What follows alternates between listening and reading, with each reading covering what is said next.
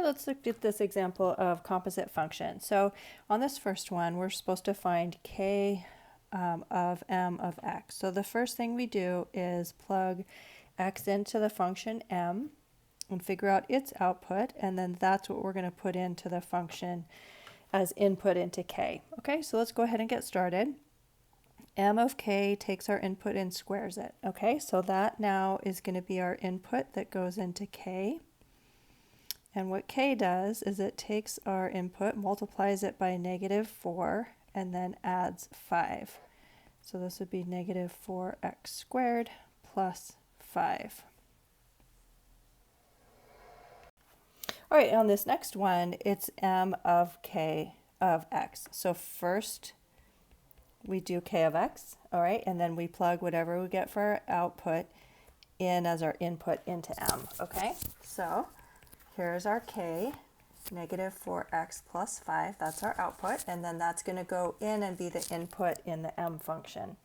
Okay, and what m does is it takes our input and squares it, and in this case our input is now -4 plus 5.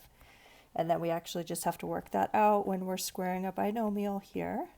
We actually have to distribute that -4 to both and the 5 to both. Okay, so we would get 16x squared, and then let's see, minus 20x, and then another minus 20x, and then plus 25, and then we'll go ahead and just add our inside terms there. So we'd get 16x squared minus 40x plus 25.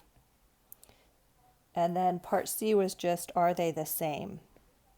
Is m of k of x the same as k of m of x? And they are not the same. All right, so that's composite functions. Composite functions.